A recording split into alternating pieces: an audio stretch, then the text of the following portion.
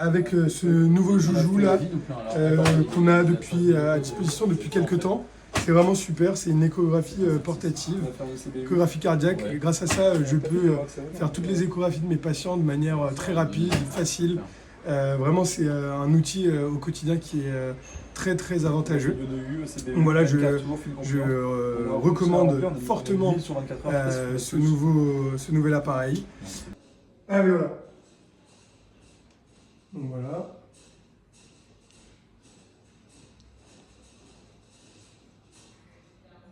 Donc voilà, là on est sur une coupe sous-costale. Donc on peut voir bien les 4 cavités cardiaques.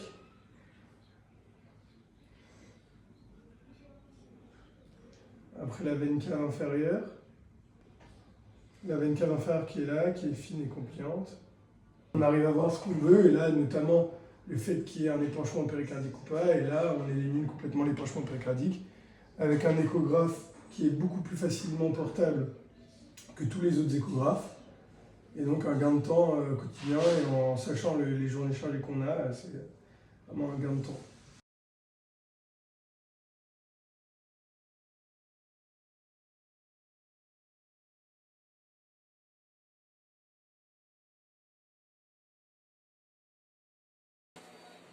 ФАСТ-протокол включає в себе дослідження в декількох точках. Перше, досліджуємо перикард, чи немає в порожнині перикарду рідини.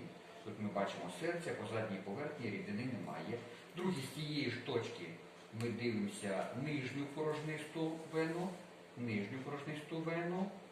Вона складається на вдохові, наповнена нижня порожниста вена, але складається на вдохові. Наступна точка – це кишеня Моррісона. Між печінкою і ниркою. Гіперохогенний прошарок, рідини немає. Переміщуємось наліво. Дивимося кишеню колера між ниркою і селезінкою. Також гіпоехогенних прошарків немає. Рідини, скоріше всього, немає. І рухаємося на останню точку над лобком. Сечовий міхур, матка. Повертаємо. Так. І дивимося тут. Тут наявна незначна кількість рідини всередині циклу. Це не травматичний пацієнт, це звичайний профогляд. Дякую. On va en Ukraine. Après plus de 250 jours de guerre, les bombardements continuent dans plusieurs villes, notamment à Kiev ce week-end. C'est dans ce contexte, professeur Raphaël Pitti, que vous êtes retourné pour la 4e fois en Ukraine, donc pour former des soignants à Kharkiv. Bonjour, merci d'être avec nous. Bonjour. Vous êtes médecin anesthésiste réanimateur, spécialiste de la médecine de guerre, responsable de la formation MEAD, la première formation mobile à l'échographie tactique. MEAD, c'est le nom aussi donc de l'ONG française ex-UOS. C'est dans ce contexte que vous êtes parti former des formateurs à l'échographie d'urgence. Les téléspectateurs ne savent pas exactement ce que c'est, mais en quoi c'est important de former, en période de guerre, des gens à l'échographie d'urgence? Alors, on est dans une situation d'afflux de blessés ou de blessés qui arrivent qui sont polytraumatisés, etc. La difficulté, bien évidemment, c'est de faire un bilan très complet de ces victimes. Bien évidemment, on peut s'appuyer sur la clinique, le patient, il a une tension qui chute, il tachycarde, etc. Il est inconscient, bien évidemment, mais assurer d'une manière très efficace la lésion qu'il peut avoir, l'échographie va le permettre de le faire sans passer par le scanner, sans passer par l'imagerie médicale, etc. On fait de l'échographie dite d'urgence, c'est-à-dire qu'en 3 minutes, on balaye un certain nombre de fenêtres qui sont protocolisées dans un ordre très, très précis qui va permettre de savoir s'il y a du sang dans le thorax, s'il y en a dans le péricarde, s'il y en a au niveau du cœur, s'il y en a éventuellement dans l'abdomen. Est-ce qu'il y a des fractures? On peut le savoir aussi grâce à l'échographie, on peut faire un point. Et même, grâce à cet appareil, quand on est devant une difficulté à trouver une voie veineuse dans cette situation-là, l'échographe, perfuser, par exemple, pour et passer de les médicaments. perfuser le malade, etc., l'échographe va permettre justement de déceler la bonne veine que l'on va pouvoir perfuser.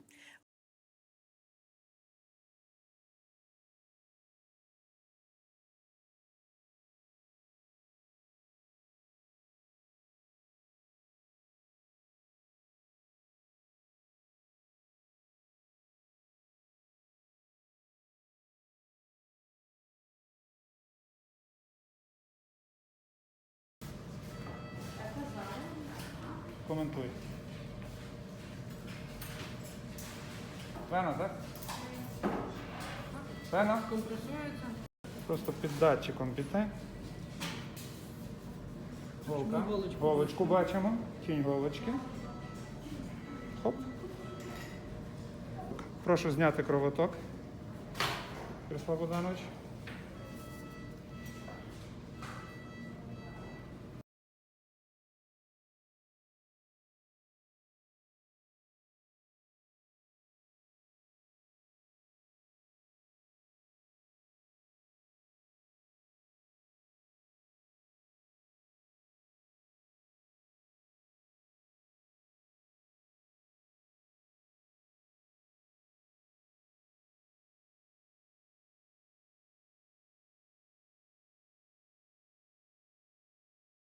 Сегодня я хочу вам показать, как мы с помощью портативной ультразвуковой системы Santé Integral будем выполнять пункцию кисты Бейкера, да, под УЗИ-контролем.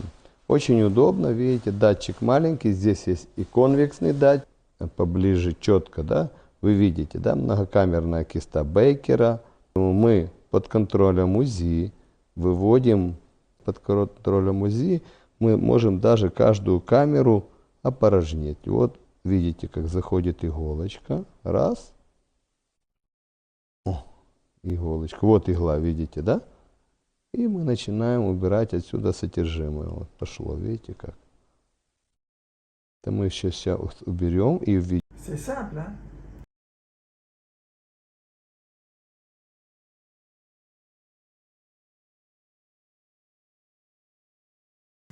Ici, j'ai en dedans la thyroïde, la carotide commune ou primitive, et en dehors la veine jugulaire. La veine jugulaire, il suffit que j'appuie, pour la reconnaître, c'est pas difficile, j'appuie, elle s'écrase toute seule. Alors, c'est pas le cas de la carotide où la pression est plus élevée. Ici, en dedans, j'ai la carotide externe. En dehors, j'ai le bulbe. En aval du bulbe, ça se rétrécit parce que c'est la carotide interne. D'accord? Et là, on va tirer dans la carotide interne et on va avoir un flux diastolique élevé.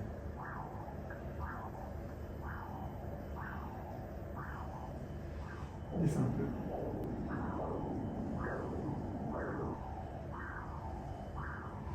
Sa veine jugulaire, elle est toute plate, elle bat. Maintenant, je vais faire un massage là. Donc ça, c'est un très bon site. Quand c'est comme ça, ça veut dire que c'est pas bouché. Je vais l'asseoir en restant à l'endroit. Et à ce moment-là, tout va s'affaisser. Ah, d'accord. Si ça ne s'affaisse pas, c'est qu'il y a un obstacle. Allez, ainsi, voilà. À gauche, j'ai la veine cave. Si j'appuie sur la veine cave, je vais la réduire. Voilà, j'ai la veine cave. Derrière, j'ai le rachis. La veine cave. J'ai ici la horte abdominale. Je vais descendre jusqu'à la bifurcation. Là, j'ai la bifurcation là. Je suis sur la bifurcation entre les deux artères iliaques, à droite à gauche. L'artère iliaque droite passe devant la veine cave. Là, j'ai la veine cave. Et là, j'ai la bifurcation. C'est-à-dire, j'ai la horte avec en bas l'artère iliaque droite et en haut l'artère iliaque gauche. Bien. Alors ça, c'est pour opérer les anévrismes, les machins. Après, vous leur apprenez à repérer les épanchements qu'il y a. Hein. Les épanchements dans l'espace qui est derrière là, si c'est plein ou pas, etc. Hein. C'est des trucs d'urgence. J'avais fait le protocole pour le FAST. Hein? Le FAST? Oui, oui. Mais c'était moi qui l'avais fait il y a 30 ans. Voilà, bon. Donc, on a fait le haut. Maintenant, on va le faire avec le pulsé. Tu montes. Tu montes et c'est en descendant. Descends doucement. Voilà, stop. 160. Maintenant, on va faire la même chose au niveau de l'artère humérale. On commence avec la couleur. Monte.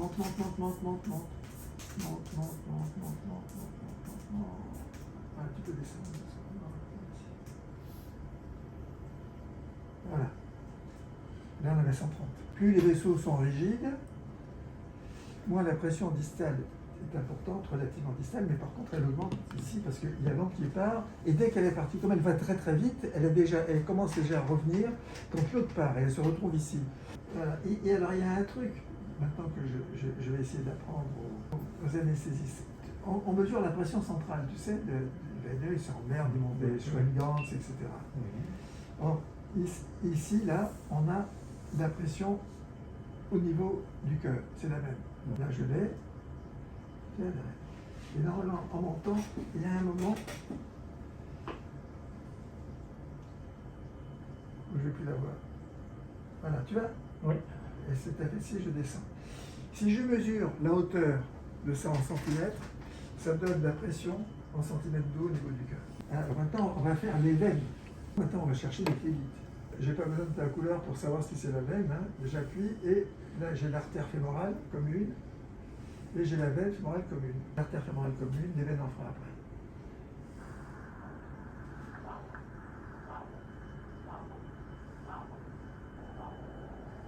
Faites comme ça avec les pieds. Tu veux pas d'effort. Tu vois?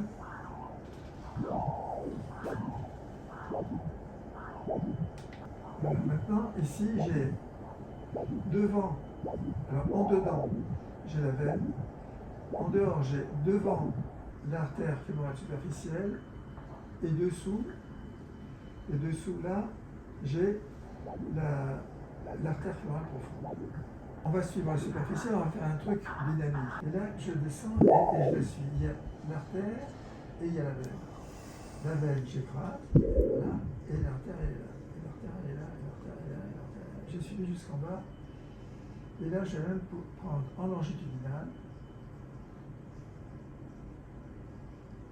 ici, et je le tire aux deux paires. Allez. Voilà. Ok? Donc, maintenant, on va prendre la filière intérieure. Voilà.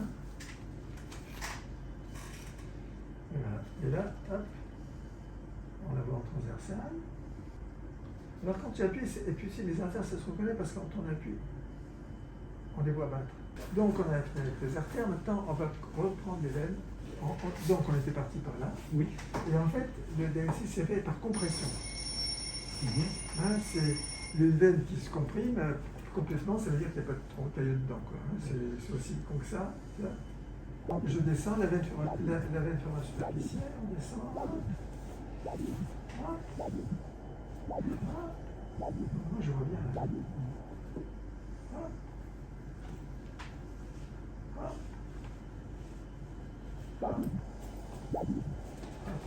Ici, hop, la veine dupliquée. Hop, la veine dupliquée. Hop, la veine dupliquée. Dessus, là, j'ai les veines jumelles. Les veines jumelles. Et souvent, c'est la veine jumelle interne. Les deux veines jumelles internes. Dans les phlébites, c'est souvent celle-là qui se thrombose hein, le plus. Et au milieu, il y a la petite artère jumelle. Et hop. Et hop. Et on voit très bien. Deux jumelles. Au milieu de l'artère, j'appuie. Et elle bat. Voilà. Donc là, il n'y a pas de пhlébite. C'est simple, hein? Вот смотрите, под УЗИ-контролем мы пунктируем вену. Смотрите, вот теперь на экран наведите. Наведите на экран. Вот доктор сейчас прокалывает венку. Вот он проколол и пошел, видите, да? Аппарат подключается к телефону, к айпаду, к ноутбуку.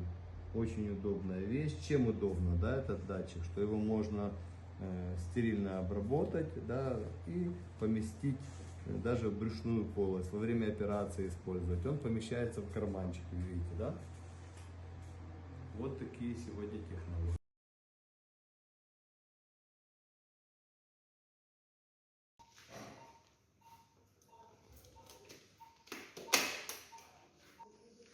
Все, не дергаемся тепер.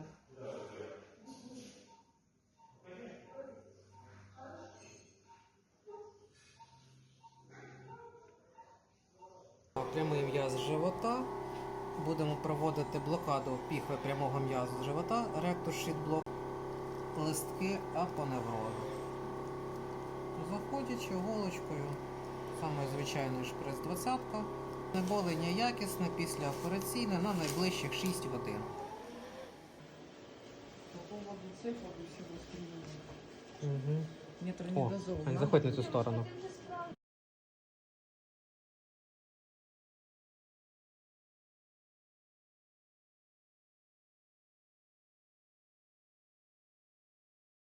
Діагноз і швидше реагувати на ту чи іншу патологію.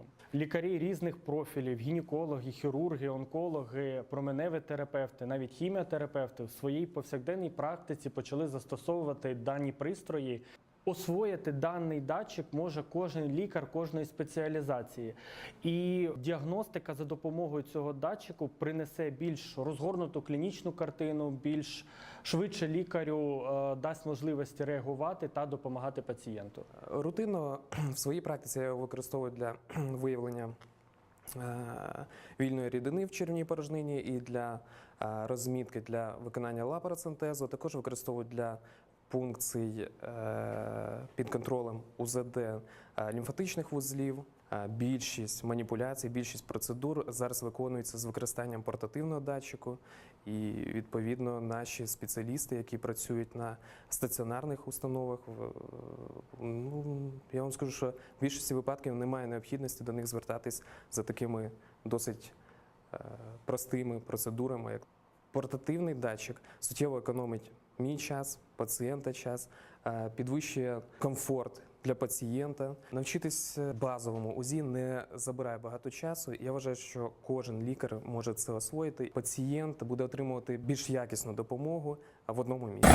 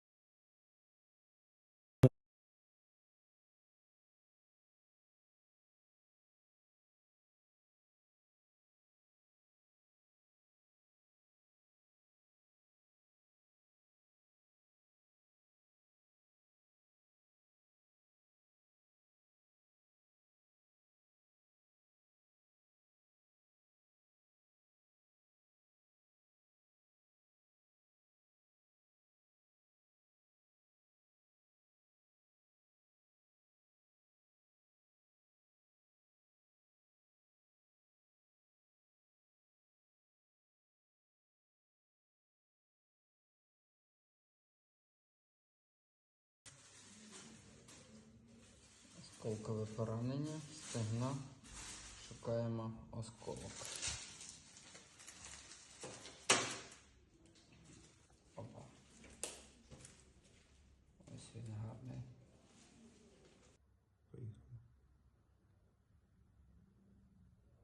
Опа. Єсть. Осколок. 5 мм. Десь в середньому металевий. Чітко під контролем УЗД дістала. Підколінна артерія.